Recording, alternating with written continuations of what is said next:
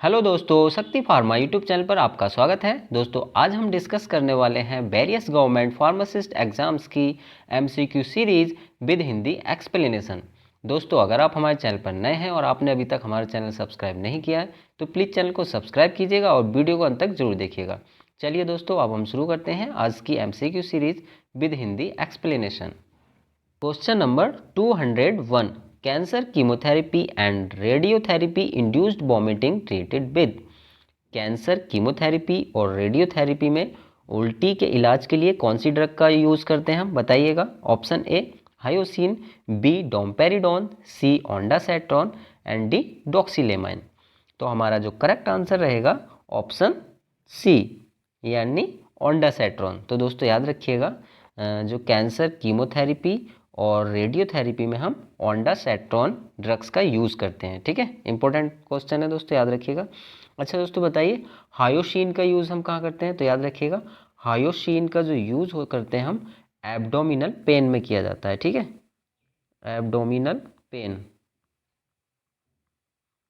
ठीक, abdominal pain में किसका यूज़ करते हैं, हायोसिन का यूज़ करते हैं। ठीक है, हायोसिन दोस्तों इसका जो ब्रांड नेम होता है बस्कोपान होता है। ठीक है, याद रखिएगा क्या होता है, बस्कोपान। आपको मार्केट में बस्कोपान के नाम से जो टैबलेट मिलती है उसमें क्या होता है, हायोसिन होता है। ठीक है, डोमपेरिडोन दोस्तों आपको पता ही है, डोमपेरिडोन नाइजिया एंड वॉमिटिंग में ही यूज़ होता है डोमपेरिडोन का भी।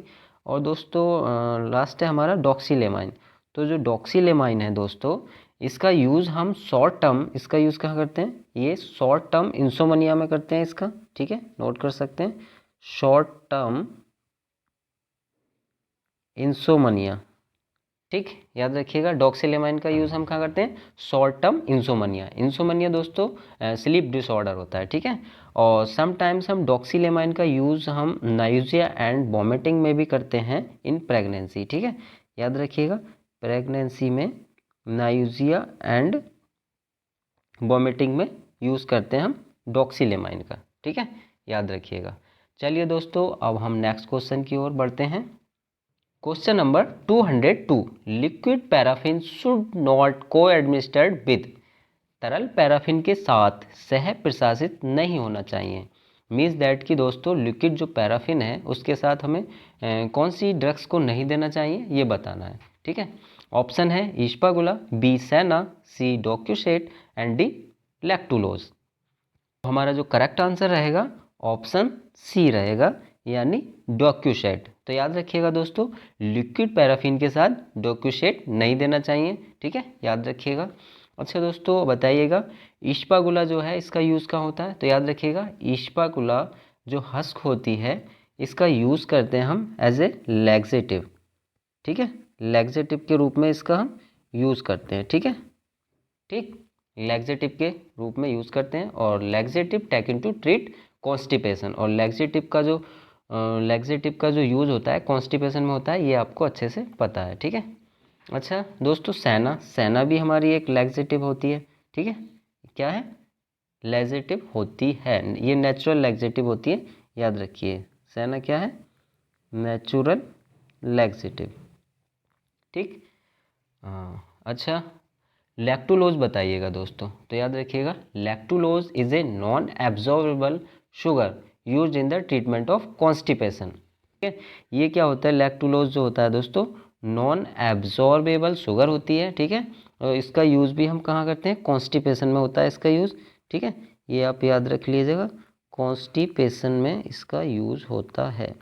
ठीक, कॉन्स्टिपेशन में भी होता है। और दोस्तों इसका जो यूज़ होता है prevent complication of liver disease. Liver disease में भी इसका, लीवर डिसीज़ की जो कॉम्प्लिकेशंस होती हैं उसमें भी हम इसका यूज़ करते हैं, ये भी आप नोट कर लीजिएगा। ठीक है, चलिए अब हम नेक्स्ट क्वेश्चन की ओर चलते हैं। Question number 203, which one is used as osmotic laxative. कौन सा एक ऑस्मोटिक रेचक के रूप में प्रयोग किया जाता है बताइएगा। ऑप्शन ए इस्पागुला, ऑप्शन बी सेना, सी बिस्कोडिल एंड डी लैक्टुलोज। तो हमारा जो करेक्ट आंसर रहेगा ऑप्शन बी यानी सेना। दोस्तों इस्पागुला के बारे में आपको अभी बता दिया है। ठीक है, और अच्छा बिस्कोडिल के बारे में देखते हैं। ठीक है, बिस्कोडिल क्या है दोस्तों? Bisacodyl is use to treat constipation, ठीक है। बिस्कोडिल भी एक प्रकार का लैक्सेटिव ही है जिसका यूज़ हम कॉन्स्टिपेशन में करते हैं, ठीक है। It also is use to empty the bowel before surgery and certain medical procedures. Means that कि बिस्कोडिल का प्रयोग दोस्तों हम सर्जरी से पहले आंतों को साफ करने के लिए करते हैं, ठीक है। सर्जरी से पहले आंतों की सफाई करने के लिए हम बिस्कोडिल का प्रयोग करते हैं, ठीक है। याद रखिएगा, इंपॉर्टेंट है। Question number 204, ototoxicity and nephrotoxicity are the most common side effect of. Ototoxicity और नेफ्रोटॉक्सिसिटी इसके सबसे आम दुष्प्रभाव हैं। तो इसके साइड इफेक्ट बताइए दोस्तों। किसके साइड इफेक्ट हैं बताइएगा? ओटोटॉक्सिसिटी और नेफ्रोटॉक्सिसिटी किस ड्रग्स के साइड इफेक्ट हैं बताइएगा। Option A streptomycin, B erythromycin, C penicillin and D chlortetracycline. तो हमारा जो करेक्ट आंसर रहेगा ऑप्शन ए यानी स्टेप्टोमाइसिन। तो याद रखिएगा, स्टेप्टोमाइसिन के जो कॉमन साइड इफेक्ट हैं, एक तो ओटोटॉक्सिसिटी है एंड नेफ्रोटॉक्सिसिटी है, ठीक है, याद रखिएगा। अच्छा दोस्तों, इरिथ्रोमाइसिन किस कैटेगरी की एंटीबायोटिक है? कई बार आपको बता चुके हैं हम। ये जो होती है दोस्तों, ये मैक्रोलीड एंटीबायोटिक है, ठीक है, मैक्रोलीड एंटीबायोटिक, ठीक। और पेनिसिलिन जो होती है दोस्तों, ये क्या है? वीटा लैक्टम एंटीबायोटिक्स होती है, ये भी आपको बता चुके हैं। वीटा लैक्टम एंटीबायोटिक्स होती है, ठीक है। और क्लोरटेट्रासाइक्लिन्स है, ये क्या है? ये टेट्रासाइक्लिन्स एंटीबायोटिक होती है, ठीक है, टेट्रासाइक्लिन्स,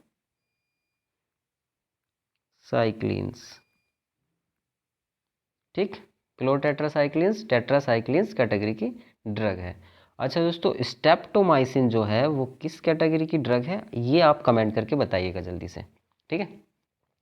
चलिए अब हम नेक्स्ट क्वेश्चन की ओर चलते हैं। Question number 205, which antibiotics should not given in pregnancy. गर्भावस्था में कौन सी एंटीबायोटिक्स नहीं देनी चाहिए बताइएगा। Option A penicillins, B macrolides, C cephalosporins and D tetracyclines. तो हमारा जो करेक्ट आंसर है ऑप्शन डी हो जाएगा, यानी टेट्रासाइक्लिन्स। तो दोस्तों याद रखिएगा, इंपॉर्टेंट क्वेश्चन है ये, ठीक है। 205 जो टेट्रासाइक्लिन्स है वो प्रेगनेंसी में नहीं दी जाती है, ठीक है, याद रखिएगा। अच्छा ये बताइए, पेनिसिलिन दोस्तों अभी आपको बता चुके हैं हम, ये कौन सी एंटीबायोटिक्स है? अभी बताई थी, बीटा लैक्टम होती है, ठीक है। मैक्रोलेट्स भी आपको बता दी, मैक्रोलिड्स एंटीबायोटिक कौन सी होती हैं? जैसे कि एजिथ्रोमाइसिन है, ठीक है, इरिथ्रोमाइसिन है, ये सब मैक्रोलिड एंटीबायोटिक हैं। और सीफालोस्पोरिन्स जो होती है दोस्तों, ये सीफालैक्सिन होती है, ठीक है। सीफालैक्सिन जो एंटीबायोटिक है वो सीफालोस्पोरिन्स कैटेगरी की ड्रग है, ठीक है। और टेट्रासाइक्लिन जो होती है दोस्तों, टेट्रासाइक्लिन कैटेगरी की ड्रग डॉक्सीसाइक्लिन होती है, ठीक। ये भी आपको कई बार बता चुके हैं, ठीक है। डॉक्सीसाइक्लिन जो होती है टेट्रासाइक्लिन कैटेगरी की ड्रग होती है, ठीक। चलिए अब नेक्स्ट क्वेश्चन की ओर चलते हैं। Question number 206, sodium bicarbonate is used as. Sodium bicarbonate का प्रयोग किस रूप में किया जाता है बताइएगा। Option A an effective antacid, B inhalants, C calcium accumulation and D systemic laxative. तो हमारा जो करेक्ट आंसर रहेगा ऑप्शन ए यानी एन इफेक्टिव एंटासिड। दोस्तों एक्चुअल में एन इफेक्टिव एंटासिड होता क्या है? Antacid is a substance which neutralize stomach acidity and is use to relieve heartburn, ठीक है, याद रखिएगा। एंटासिड जो होते हैं दोस्तों, ये क्या करते हैं? ये क्या करते हैं? न्यूट्रलाइज स्टोमक एसिडिटी, ठीक है, जो स्टोमक न्यूट्रलाइज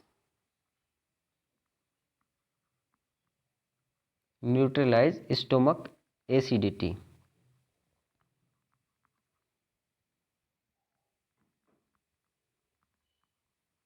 ठीक है, याद रखिएगा। एंटासिड का काम क्या होता है? Neutralize stomach acidity and heartburn, ठीक है, रिलीव हार्टबर्न्स में रिलीव करते हैं। और जो स्टोमक का जो एसिड है उसको न्यूट्रलाइज करने का काम क्या करते हैं? एंटासिड करते हैं, ठीक है। और जो दोस्तों इनहेलेंट्स होते हैं, inhalants are volatile substance producing vapours, ठीक है, ये आपको पता ही है। और दोस्तों जो सिस्टेमिक लैक्सेटिव्स होते हैं ये क्या होते हैं, सिस्टेमिक लैक्सेटिव। तो systemic laxatives are substance that loosen stools and increase bowel movements, they are use to treat and prevent constipation. ठीक है, मीन्स दैट कि जो सिस्टेमिक लैक्सेटिव्स होते हैं दोस्तों ये क्या करते हैं, जो बाउल मूवमेंट्स होता है उसको इंक्रीज करते हैं और जो स्टूल होता है उसको सॉफ्ट करते हैं और ये प्रिवेंट करते हैं कॉन्स्टिपेशन, यानी कॉन्स्टिपेशन में रिलीव्स करते हैं क्या, लैक्सेटिव। ये याद रखिएगा। चलिए अब हम नेक्स्ट क्वेश्चन की ओर चलते हैं। Question number 207, alum is commonly used as.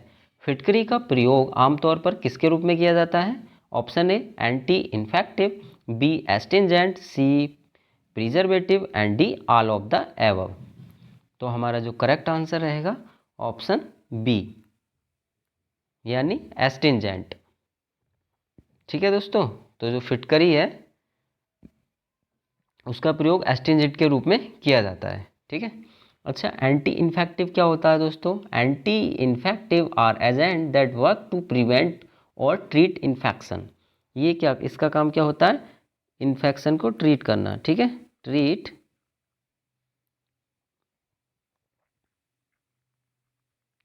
Infection. ठीक है, एंटी इन्फेक्टिव का मतलब होता है ट्रीट इन्फेक्शन। प्रिजर्वेटिव्स दोस्तों आपको पता ही है, preservatives are use to preserve foods. इनका काम क्या होता है? प्रिजर्व फूड, फूड को प्रिजर्व करने का काम किसका होता है? प्रिजर्वेटिव्स, यानी फूड को प्रिजर्व करने के लिए फूड में कुछ प्रिजर्वेटिव्स मिलाते हैं हम, ये आपको पता ही है। ठीक है, और astringent are the agent which precipitate the protein, ये भी आपको पता ही है। चलिए अब हम नेक्स्ट क्वेश्चन की ओर चलते हैं। Question number 208, Epsom salt is. बताइएगा दोस्तों, एप्सम साल्ट है, ए है sodium bicarbonate, B magnesium sulphate, C potassium sulphate and D none. तो हमारा जो करेक्ट आंसर हो जाएगा ऑप्शन बी, यानी मैग्नीशियम सल्फेट। ठीक है, अच्छा बताइए sodium bicarbonate, sodium bicarbonate also known as, तो याद रखिएगा sodium bicarbonate also known as baking soda. ठीक है, याद रखिएगा क्या, बेकिंग सोडा के नाम से भी हम जानते हैं। ठीक है दोस्तों, sodium bicarbonate also known as baking soda. और जो पोटेशियम सल्फेट है दोस्तों, पोटेशियम सल्फेट को हम किस नाम से जानते हैं? इसको सल्फेट ऑफ पोटास।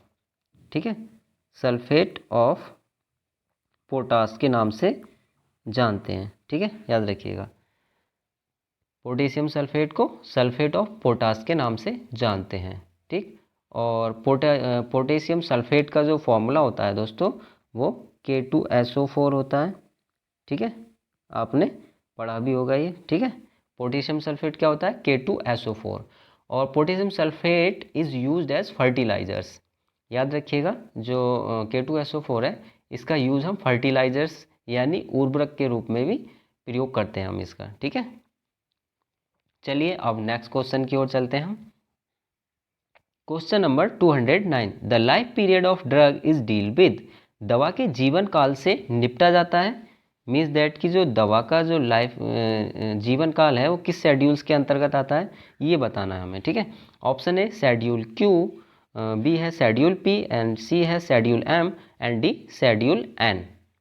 तो हमारा जो करेक्ट आंसर रहेगा ऑप्शन बी, यानी शेड्यूल पी। तो याद रखिएगा शेड्यूल पी के अंतर्गत हमारा लाइफ पीरियड ऑफ ड्रग आता है। ठीक है, तो याद रखिएगा, इसे याद करने का ट्रिक है दोस्तों शेड्यूल पी, शेड्यूल पी। ठीक है, P means period of life period of drugs.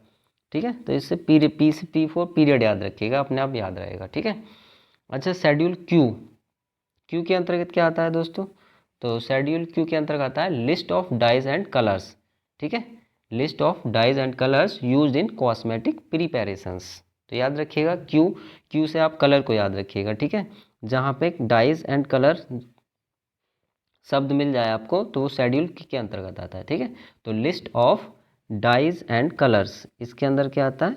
List of dyes and colours, ये आप याद रखिएगा। ठीक है, शेड्यूल क्यू के अंदर क्या आता है? List of dyes and colours used in cosmetic preparations. और शेड्यूल एम, शेड्यूल एम के अंतर्गत क्या आता है दोस्तों? शेड्यूल एम से आप याद रखिएगा सीधा GMP, ठीक है, GMP यानी good manufacturing practice of pharmaceutical products, ठीक है। अच्छा शेड्यूल एन को याद करने के लिए दोस्तों याद रखिएगा सीधा एन फॉर्म होता है दोस्तों। शेड्यूल एन याद करने के लिए आप याद रखिएगा नीड, ठीक है। नीड से आपको याद रहेगा कि minimum requirement for running pharmacy, यानी मिनिमम रिक्वायरमेंट क्या होती है रनिंग फार्मेसी करने के लिए, क्या रिक्वायरमेंट है, वो शेड्यूल एन के अंतर्गत आता है, ठीक है। तो शेड्यूल एन के अंतर्गत क्या आता है, minimum requirement for running pharmacy, ठीक है। Minimum requirement for running pharmacy running करने के लिए क्या क्या रिक्वायरमेंट होनी चाहिए, ये हमारा शेड्यूल एन के अंतर्गत आता है, ठीक है। दोस्तों अगर आपने शेड्यूल्स को ट्रिक के माध्यम से याद करने वाली वीडियो अगर आपने नहीं देखी है तो दोस्तों डिस्क्रिप्शन में जाके आप देख सकते हैं, लिंक आपको डिस्क्रिप्शन में मिल जाएगा। एक बार वो वीडियो देखने के बाद दोस्तों आपको शेड्यूल्स अच्छे से याद हो जाएंगे, ये मेरा प्रॉमिस है। चलिए अब नेक्स्ट क्वेश्चन की ओर चलते हैं। Question number 210, sera vaccines and toxins comes under schedules. Sera vaccine और टॉक्सिन्स किस शेड्यूल के तहत आते हैं बताइएगा। Option A schedule O, option B schedule P, option C है both option A and B, and option D है schedule सी।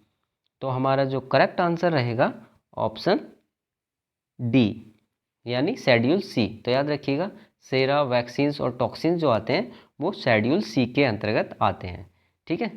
Schedule ओ के अंतर्गत दोस्तों क्या आता है, शेड्यूल ओ के अंतर्गत जो आते हैं स्टैंडर्ड फॉर डिसइंफेक्टेंट्स फ्लूइड आते हैं इसके अंतर्गत, ठीक है। डिसइंफेक्टेंट फ्लूइड आते हैं, ठीक है। डिसइंफेक्टेंट फ्लूइड्स कौन से होते हैं, जैसे कि दोस्तों है डिटॉल है हमारा, ठीक है, डिटॉल है, लाइजॉल है, फिनॉल है, ये सब शेड्यूल ओ के अंतर्गत आते हैं। शेड्यूल पी के अंतर्गत दोस्तों अभी आपको बताया था क्या आता है, लाइफ पीरियड ऑफ ड्रग्स, ठीक है। इसके अंतर्गत क्या आता है, लाइफ पीरियड्स ऑफ ड्रग,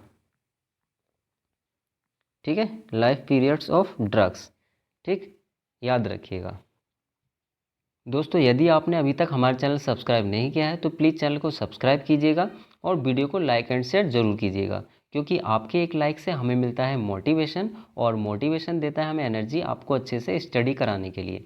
दोस्तों आप कमेंट जरूर कीजिएगा कि आपको हमारी क्लासेस कैसी लग रही हैं और नेक्स्ट क्लासेस आप किस पैटर्न पर चाहते हैं, प्लीज़ कमेंट जरूर कीजिएगा। दोस्तों please stay healthy and take care. Thank you for watching.